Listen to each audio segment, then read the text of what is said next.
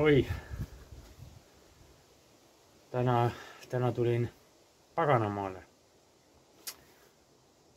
Sõitsin mingi, ma ei tea, 30 kilomeetri kanti vist rattaga siia ja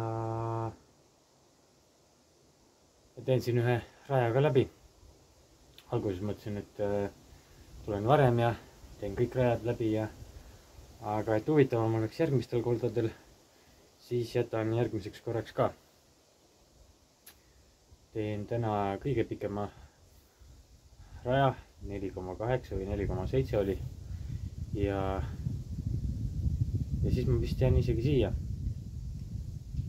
Algse plaani järgi mõtlesin, et lähen Pähni metsaonni, aga võib ju siia ka jääda. Laavu alla.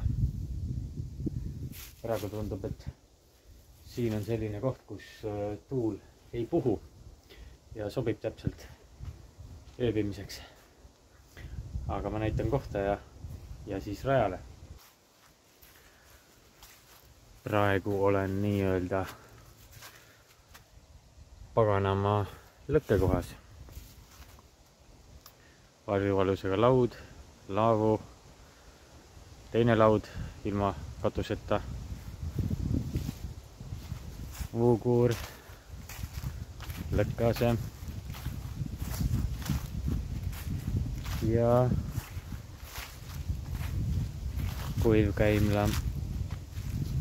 Seal tagapool paistab ka mingi vanem ja see laavu tundub ka mingi värskema ja oma, sest minu teada siin oli kunagi püstkoda või midagi sellist. Et vana ringikujuline jälg on veel näha. Ja siin kohe mäe all on laululava.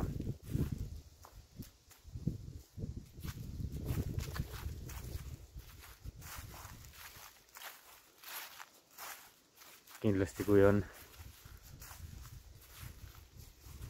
mingeid telkijaid rohkem, ilma telkideta jäävad ööseks ja laavu on hõivatud, siis saab kindlasti seal ka ära ööbida. Katus on vähemalt peal. Ja seal all taga paistab mingi järv veel ja torn. Ja sinnapoole ma nüüd liigungi. Siin on kokku 3 matkarada. Üks on jalgrattaga läbitav, 2 on jalgsi ja muidugi see suur matkatee läbib ka siin seda kohta. Mina võtan siis nüüd punase raja ja liigun näidatud suunas.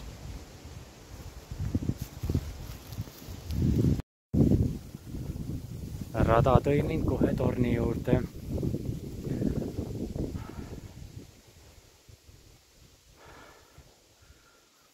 Aga torni vist peaks saama ka minna.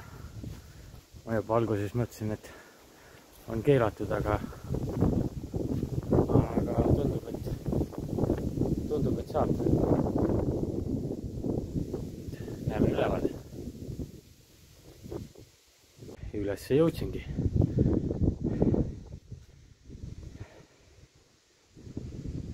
Seal otse ees on lõkkease. Sinna jätsin ratta lukku ja seljakutiga kinnitasin luku külge.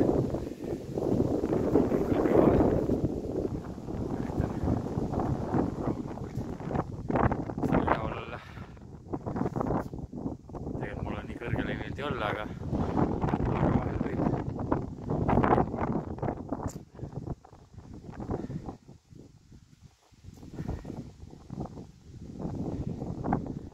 Aga paistab mingi järv.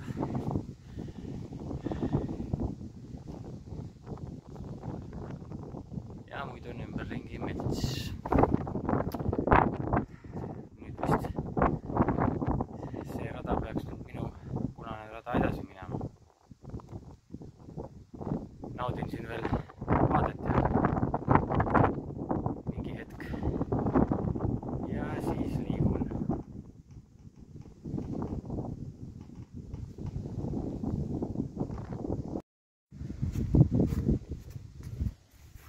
ning ma ei eksinudki. Otse torni kõrvalt läheb mu rada nüüd edasi.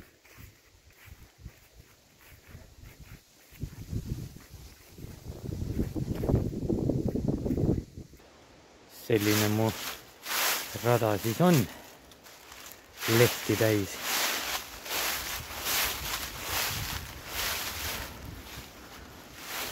Palju veel kõndinud ei ole.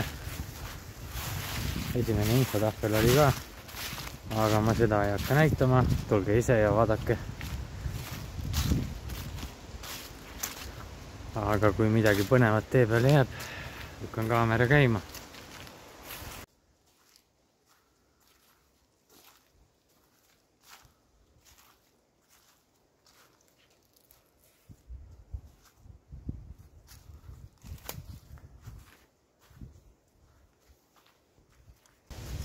Praegu olen kõndinud suht lihtsalt rada mööda, kord metsas ja vahepeal võssis ja siis jälle metsas, muud ei midagi. Aga paistab, et ma kõnnin kogu aeg järve äärt mööda. Seal eemal, kui paistab, on järv. See peaks olema see järv, mis tornist oli näha. Ja rada kulgeb täpselt järve äärt mööda. Kogu aeg suht silmapiiril on vett näha. Aga muidu ei ole siin eriti otseselt midagi vaadata. Sellist lihtsalt rada ja puud ja maha langenud lehed. Aga ehk jõuan veel kuhugi.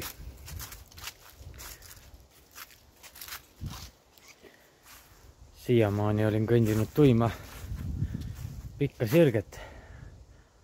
Ja nüüd tuleb esimene ärapööramine.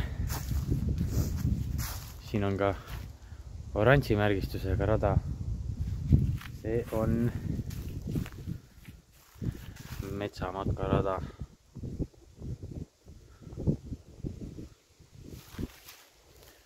Aga mina lähen punast mööda ja siin on mingi Vorotka kalme. Jõuan vist veel sinna.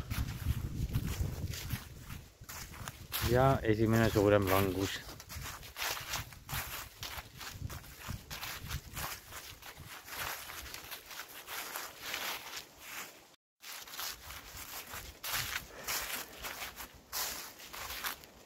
Jõudiski esimene selline koht, mida uurida.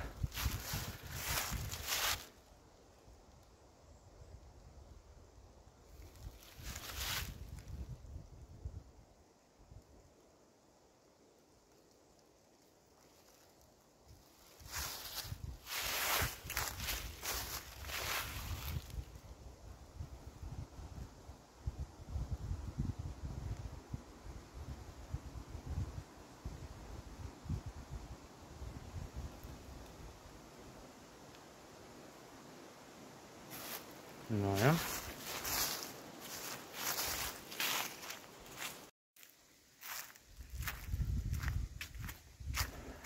Teen korraks kõrvale põike. Tuleb siin üks laudtee moodi asi. Sillake otse järve äärde.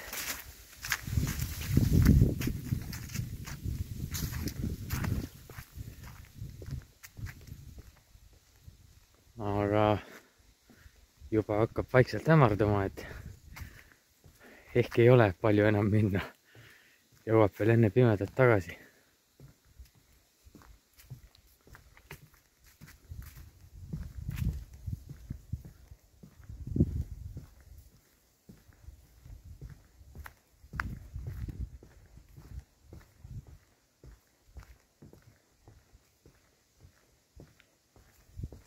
Ah jaa, ma sättisin siin telefonis kaamerale mingid seadistusi. Mingi kvaliteediga sai seda pilti natuke stabiilsemaks, et kui kõnnid, siis ei tohiks enam niimoodi merelainet olla. Lihtsalt on aste kvaliteet madalam. Ja mädanenud sillake.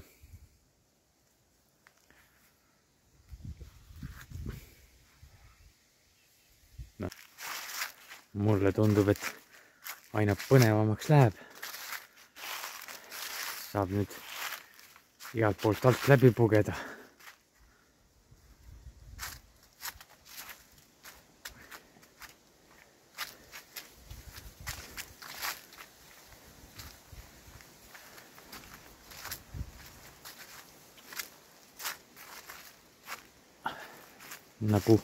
Nagu tunnel. Kohe päris järve kaldal. Kõrkete vahel.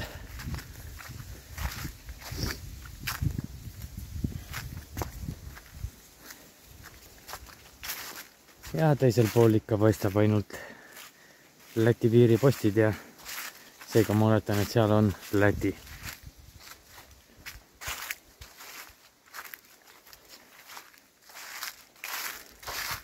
Vahepeal on mingisugused võsarondid, mis on ära lõigatud. Siuksed jala peal kännud puulehtede vahel. Kõnnitooga kergelt lohistad ja siis paned varvastega vastu ja siis on väga mõnus olla. Soovitan soojalt, tulge siia rajale.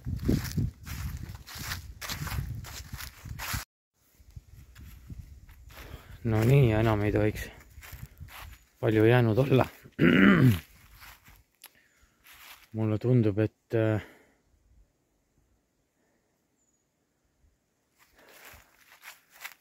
siit läheb torni juurde tagasi. Päris huvitav tee jälle. Aga see pole minu raja nii-öelda märgistus. Ma lihtsalt kiikan siia. Sellise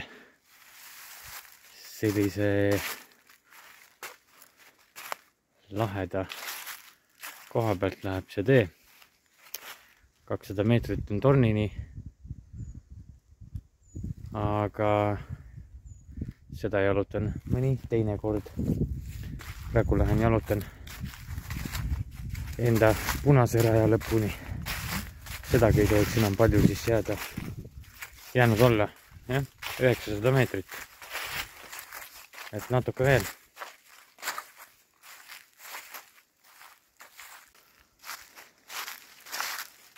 Ning saabki mu rada läbi siit üles. Ja olengi lõkkeplatsil. Väljas on juba päris hämar. Varsti läheb pimedaks.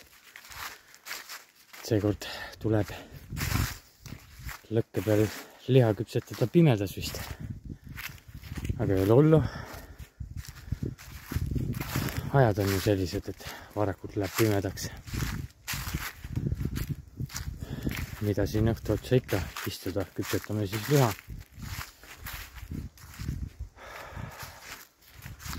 Jõuan kohale. Istun veidi.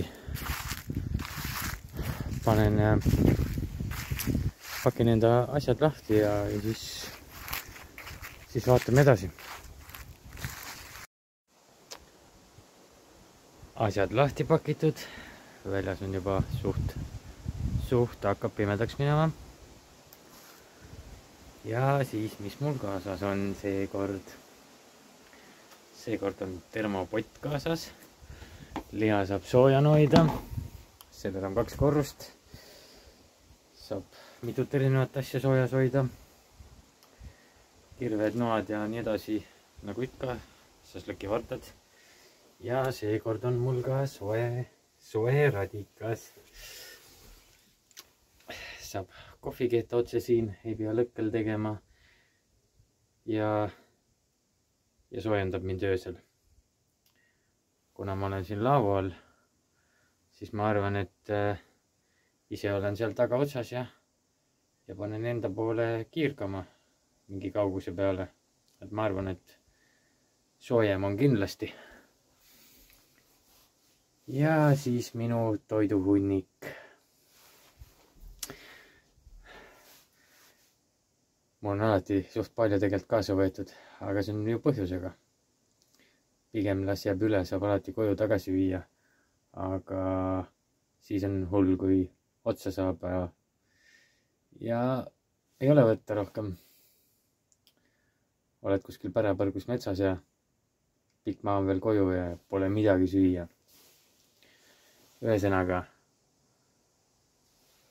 ise panin lihamarinaadi, siis ma tegin ise makaronisalatit, siis ma ostsin veel vorsti juurde, liha ja vorstid kõik teeb ära, paneb termopotti, pirukat on, latet, suhkurt, krõbistamist, vett on eelmisest korrast ka järgi, ostsin 2 juurde. Siis okei, patta teen ka õhtul, aga on mida tähistada ka, sellest ma rohkem ei räägi. Ja ketsupit, siis makaroni roogasid, juustupeekoni ja midagi on veel. Ja tikut ja kopank nagu ikka.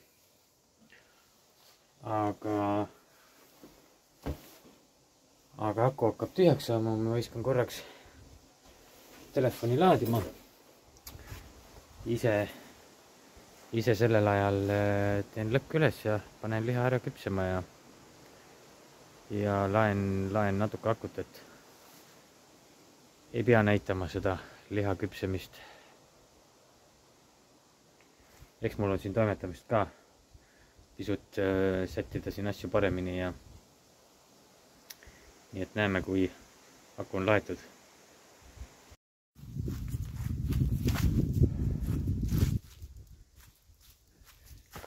Liha on kenasti peal. 3. vardatäie saab ka veel teha. Praegu läks ainult 2. Hoian siin tuld jooksvalt alles ja las küpsevad.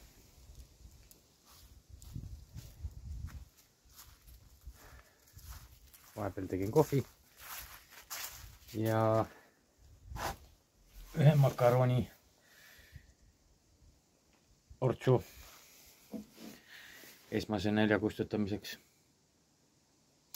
kuni liha küpseb.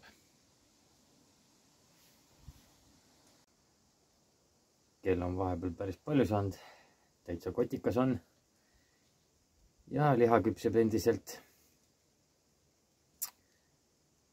Nende kuuskede ja mendide metsakuivaga need kuuma nii ei anna, et läheb aega, aga varsti peaks esimesed vardad valmis saama. Ja mina tiksun siin enda pesas. Vihm hakkas ka vahepeal savistama, aga see ei häiri üldse. Minul on katus peal. Peaks ka vaatama, mis see liha teeb. Ühes ääres hoian tuld ja teises küpsetan.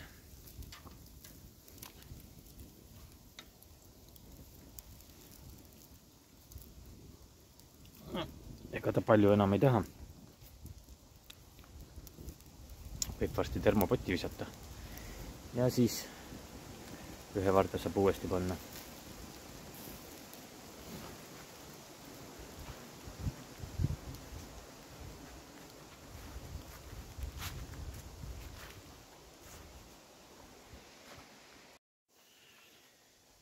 Ja saabki esimese vardatäie panna enda uude üüberpotti.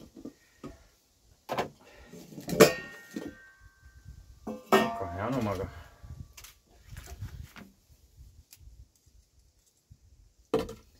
Panen liha alla. Kui liha tehtud, teen vorstid ka ära ja siis vorstid siia peale väiksemasse. Nii. Selle panen kõrvale praegu. Teine varras ka. Aga mis ma ennast piinan?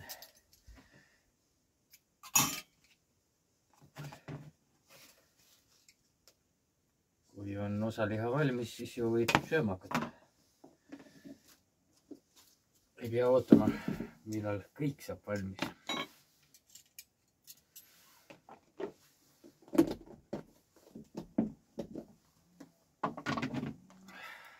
kaartit.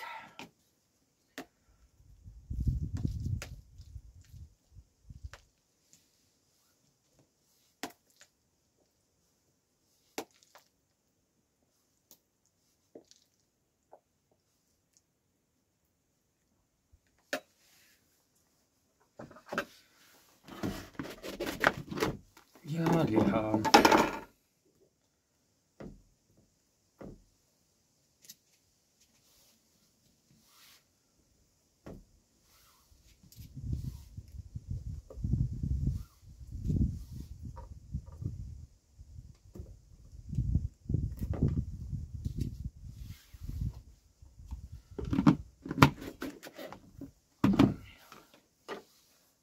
Ketsupit ka juurde ja leiba.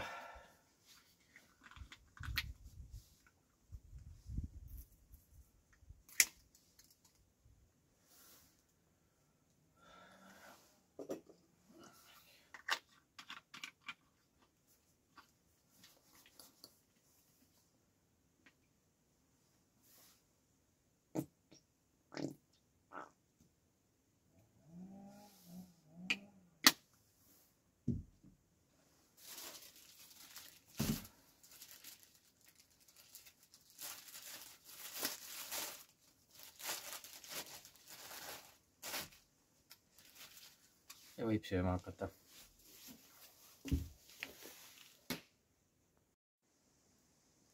Sai nüüd see viimanegi varras potti ära ja tundub, et täna ma ikka vorstideni ei jõua. Läheb vorstipakk homme lihtsalt koju tagasi. Kell on juba 11:23:00. Lähen teen lõkke suuremaks, viskan puid peale ja tiksun veel mingi aeg niisama. Ja siis setin ennast kotti.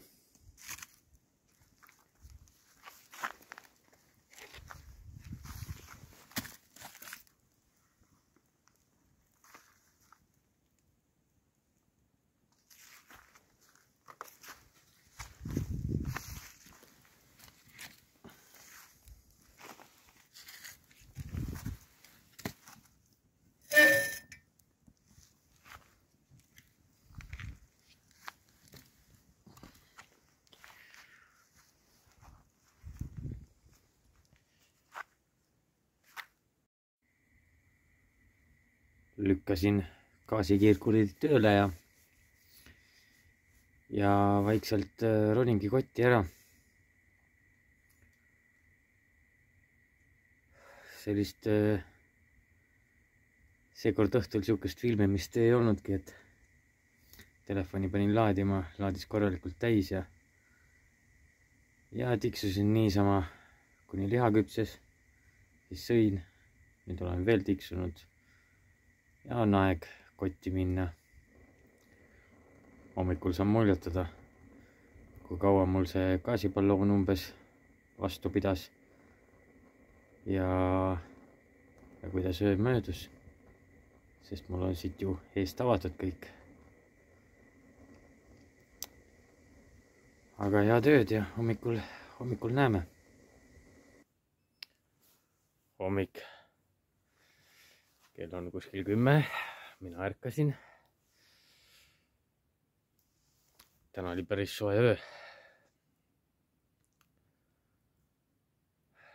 Nii et külm ei hakanud üldse. 10 kraadi oli juba nii soe, et ei olekski vajadust seda gaasikat kasutada. Aga ikka kasutasin. Ja testimise mõttes. Mingi kell 11 sutsuke peale seda läksin kotti, panin gaasika tööle ja kell 2 ma ärkasin. Ja siis oli juba gaasikas tühi. Siis ma panin teise ballooni ja magasin kuni hommikuni, nii et ma ei tea, mis kellaajal see otsa sai. Aga ütleme, et kuskil nii päris talvel kuskile metsaonni minna siis peab igaks juhuks olema kindlasti, ma arvan, 4-5 kindlasti kaasas. Et kui öösel ikka tuli metsavannist kuskilt alt ära läheb ja väljas on väga miinus, siis see jahutab ikka ruumi korralikult maha. siis on ikka targem rohkem kaasa võtta ja saab kohe sooja panna. Tegin lõkke jälle ülesse. Tavalised hommikused protseduurid, kohvi, vesi käima ja siis võib-olla soojendan mingit ehitades lõkki veidi ja söön salatit ja siis liigun edasi. Aga kas ma lähen tuldult teed tagasi või sõidan veel kuskil läbi, seda ma veel mõtlen siin hommikukohvi jooksul.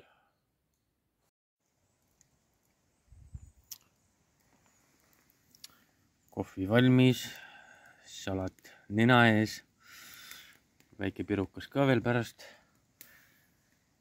Ja ongi hommik ilus.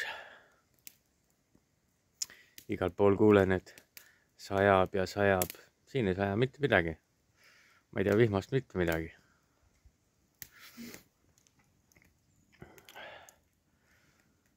Aga siin ma pikalt ei ole ka.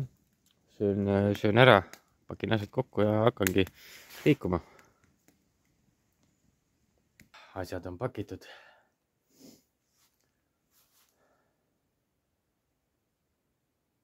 Ja ma arvan, et ma sõidan ikka sama teed otse tagasi, sest telefon näitab, et lõuna ajal lubab siin vihma ja see võib üsna varsti olla. Märjaks ei taha ka saada, 30 kilomeetrit on minna. Aga väga lahe paik oli. Kindlasti tulen siia tagasi ja teen ka neid teisi radasid läbi. Kas veel sellel aastal, ei tea, võib-olla jääb uude aastasse. Kaua mul seda aega on, kui rattaga saab trippida ringi. Kui juba jälle bussidega ringi hakkan kolistama, siis nii palju kraami enam kaasa võtta ei saa.